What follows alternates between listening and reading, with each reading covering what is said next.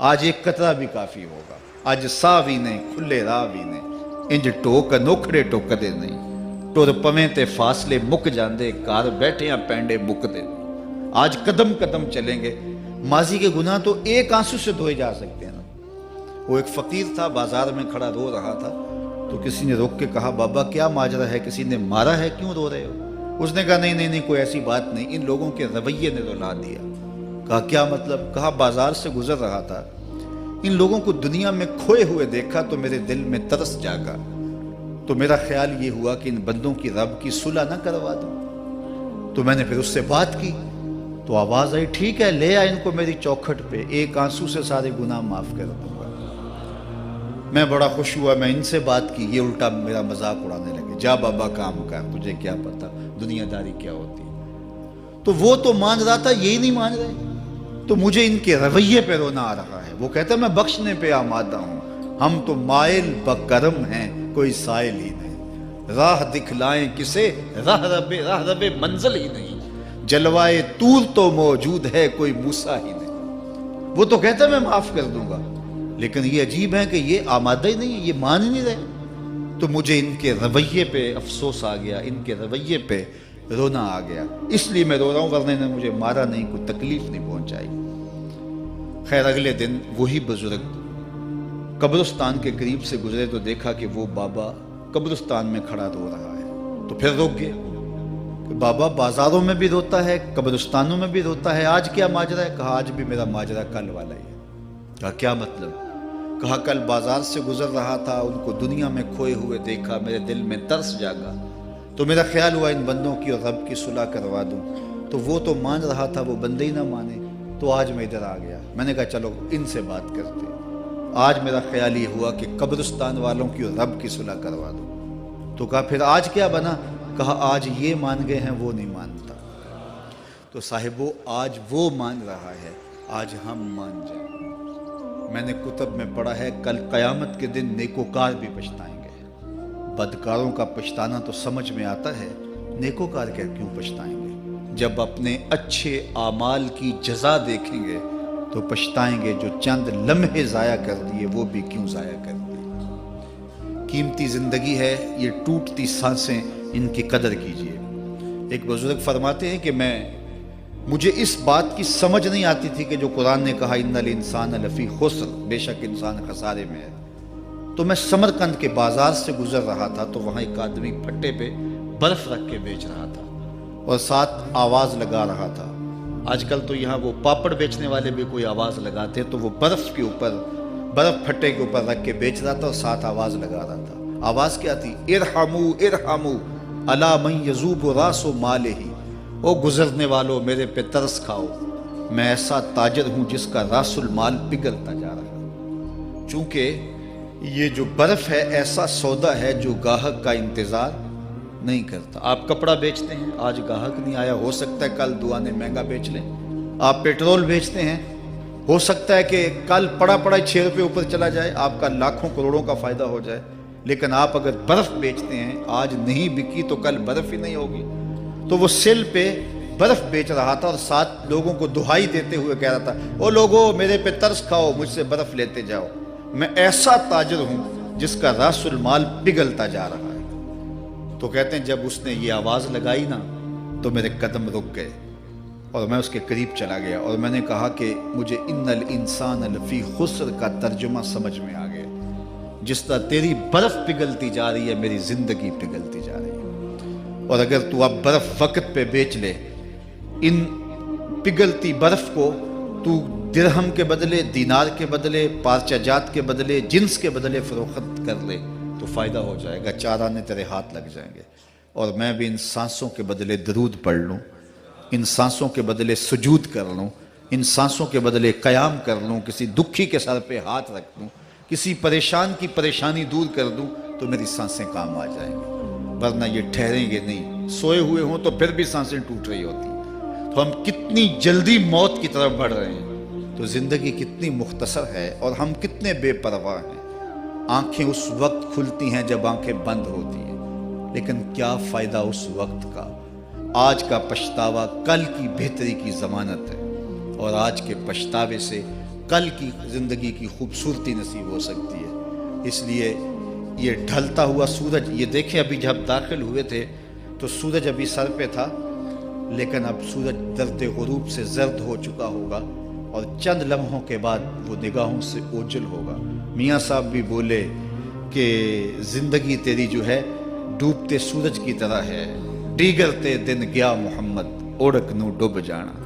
تو یہ میں اور آپ لمحہ لمحہ موت کے قریب ہو رہے ہیں۔ اس سے قبل کہ وہ وقت آئے کوئی حجت باقی نہ رہے، مجھے اپنی زندگی کو، آپ کو اپنی زندگی کو اللہ اور اس کے رسول کی چوکھٹ پہ حاضر کر دینا ہے۔ ہمارے میزبان محترم نے کہا والدہ ماجدہ کی بابت، تو آج ان کے اصالِ ثواب کے لیے میں اور آپ جمع ہیں۔ ایک وقت ہمارے اوپر بھی آنے والا ہے کہ لوگ ہمارے لیے جمع ہو رہے ہوں گے۔ یہ وقت تو آنے والا ہے، اس کے تو چھٹکارا نہیں ہے، اس سے تو خلاصی نہیں ہے، کوئی بھاگ سکتا نہیں ہے، موت سے تو فرار نہیں ہے۔ تو آج وہ نہیں ہیں، لیکن ان کا سعادت مند بیٹا ان کی یادوں کے چراغ کو روشن کیے ہوئے ہے۔ ورنہ میں ایسے بیٹے بھی دیکھے ہیں جنہوں نے اپنی سکی ماں کا جنازہ نہیں پڑھا۔ آپ کہیں گے کوئی ایسا بد نصیب بھی ہو سکتا ہے، جنازگاہ میں گیا ہے لیکن وہاں جا کے کھڑا رہا ہے، جنازہ نہیں پڑھا۔ آپ کہیں گے کہ ایسا بد نصیب، میں نے کہا ایسے بد نصیب آپ نے بھی دیکھے ہوں گے۔ یہ کون سے بد نصیب ہیں؟ یہ وہ بد نصیب ہیں جنہیں جنازہ آتا نہیں، ساری زندگی لوگوں سے فراڈ کرتے ہیں، اور جب اپنی ماں مر جاتی ہے، اپنا باپ فوت ہو جاتا ہے، تو یہ فراڈ پھر وہ اپنی ماں سے بھی کرتے ہیں، اپنے باپ سے بھی کرتے ہیں۔ مجھے بتاؤ کتنا بد نصیب ہے وہ بیٹا کہ جو اپنی ماں سے، اور وہ بھی مرنے کے بعد فراڈ کر رہا ہے، اور اپنے باپ سے وہ بھی مرنے کے بعد فراڈ کر رہا ہے۔ اور کتنا خوش نصیب بیٹا ہے کہ جو روزانہ اپنی ماں کے لیے دعا کرتا ہے۔ اور میں کہتا ہوں اگر بیٹا نمازی ہوگا، بیٹی نمازی ہوگی، اہتمام سے دعا نہ بھی کرے، دن میں کتنی مرتبہ کہے گے ربنا اغفر لی ولوالدی، اے اللہ مجھے بھی بخش دے، میری ماں کو بھی بخش دے، میرے باپ کو بھی بخش دے۔ اور جب بندے ہاتھ اٹھا کے دعا مانگتے ہیں اللہ خالی ان ربکم حیی کریم یستحیی من عبدہ اذا رفع یدیہ ان یردہما صفرا، تمہارا رب حیا کرنے والا سخی ہے، کریم ہے۔ بندے جب اس کے سامنے ہاتھ اٹھا کے دعا مانگتے ہیں، اللہ فرماتا ہے مجھے شرم آتی ہے ان کے اٹھے ہوئے ہاتھ خالی کیسے موڑ دوں۔ انہوں نے میرے سے مانگا ہے، میں بھی نہیں دوں گا تو کس در پہ جائیں گے۔ میں ایک دیہاتی بات کرنا چاہتا ہوں، اتنے لوگ جتنے آپ یہاں بیٹھے ہیں، اتنے لوگ اٹھ کے کسی دنیا دار کے ڈیرے پہ چلے جائیں اور اس سے کچھ مانگیں اور وہ دے سکتا بھی ہو، تو کیا وہ آپ کو خالی لوٹا دے گا؟ وہ کہے گا ڈیرہ داری کی شان کے خلاف ہے کہ اتنے لوگ دروازے پہ آ گئے اور ان کو خالی موڑ دوں۔ تو جب تم اتنے بڑے ڈیرہ دار ہو اور تمہیں اتنی غیرت ہے کہ اتنے لوگوں کو خالی نہیں موڑتے، تو کریم خالی موڑتے؟ آؤ تو صحیح اس کی چوکھٹ پہ جھولی پھیلاؤ تو صحیح۔ پھر دنیا داروں سے مانگنا ہو تو ان کی زبان میں مانگنا پڑتا ہے۔ اللہ سے جس زبان میں مرضی مانگو، عربی میں مانگو، اردو میں مانگو، ہندی میں مانگو، سندھی میں مانگو، اقبال کے لہجے میں مانگو، سادی کے انداز میں مانگو، نہیں مانگنا آتا خالی ہاتھ پھیلا دو، وہ بند لبوں کی بولیاں بھی سنتا ہے۔ آؤ تو صحیح اس کی چوکھٹ پہ، اپنے ہاتھ پھیلاؤ تو صحیح۔ دنیا داروں سے مانگے تو ناراض ہوتے ہیں، خدا سے نہ مانگو تو ناراض ہوتا ہے۔ اللہ کل ما یابو بکم ربی لولا دعاؤکم، آؤ نا اس کی چوکھٹ پہ، دستے طلب دراز کرو۔ دنیا داروں سے مانگنے کے لیے وقت چاہیے۔ اس وقت تو صاحب سوئے ہوں گے، اس وقت تو ناشتہ کر رہے ہوں گے، اس وقت تو بیوی بچوں کے ساتھ مشغول ہوں گے، لیکن اللہ سے جب بھی مانگو، پچھلے پہر کنڈی کھڑکاؤ در رحمت کھلا پاؤ گے۔ دن کو مانگو، رات کو مانگو، مانگو تو صحیح، وہ تو اتنا کریم ہے۔ اچھا بت کو سامنے کھڑا کیا ہے اور زلیخا ہاتھ جوڑے بت کے آگے پکار کرتی ہے، روزانہ سے شام کھڑی ہو جاتی ہے، یا صنمی یا صنمی، اے میرے بت، اے میرے بت، بچھڑا ہوا یوسف ملا دے۔ سحر دم تک پکارتی رہتی، عمر بیت گئی، چہرے پہ جھریاں آ گئیں، بڑھاپا طاری ہو گیا۔ ایک دن رات کا پچھلا پہر ہے، بت کے آگے ہاتھ جوڑے یا صنمی کا وظیفہ پڑھ رہی ہے۔ اچانک نیند کا جھٹکا آ گیا، زباں بل کھا گئی، بولی یا سمادی یا سمادی۔ کہا جبریل جلدی جا، یوسف کے گھوڑے کا رخ موڑ دے۔ یا اللہ تجھے تو نہیں پکار رہی، وہ تو بت کو پکار رہی ہے۔ زباں بل کھا گئی، یا صنمی کی بجائے یا سمادی کے لفظ زبان پہ آ گئے۔ کہا جبریل اتنا عرصہ ہوا بت کو پکارتے ہوئے، اس نے کوئی جواب نہیں دیا، آج جیسے بھی اس کے لبوں پہ میرا نام تو آیا ہے، اگر میں نے بھی جواب نہ دیا میرے اور بت میں فرق کیا ہوا؟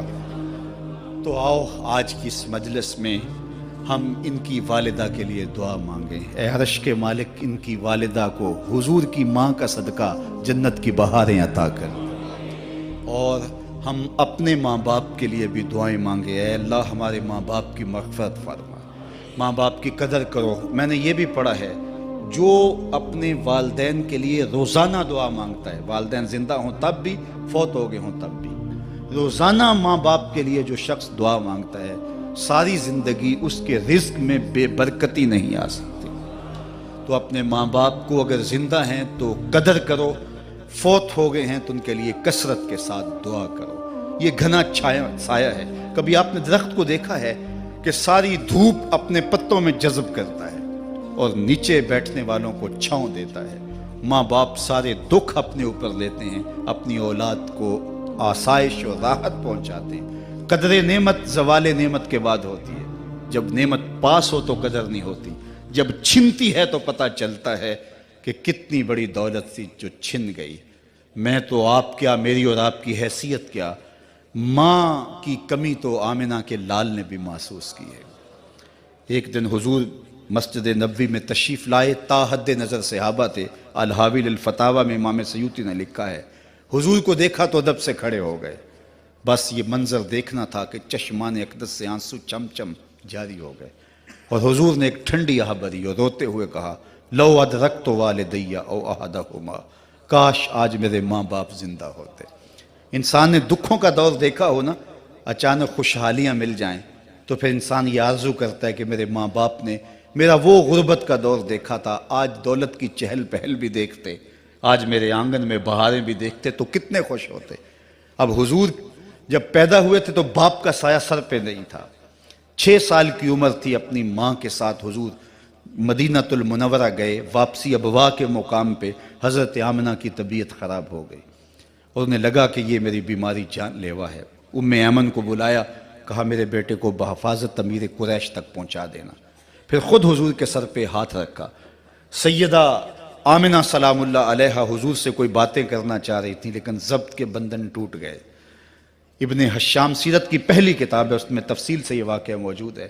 جب سر پہ ہاتھ رکھا تو حضرت آمنہ کی آنکھیں چھلکنے لگی اور روتے ہوئے آپ نے چند جملے کہے، کہا بیٹا ہر نئی چیز نے پرانا ہو جانا ہے، ہر باقی نے فنا ہو جانا ہے، میں بھی جا رہی ہوں، وَذِكْرَ باق، لیکن میرا ذکر نہیں مٹے گا، وَوَلَدْتُ طُہْرًا، اس لیے کہ تیرے جیسا پاکیزہ بیٹا چھوڑ کے جا رہی ہوں۔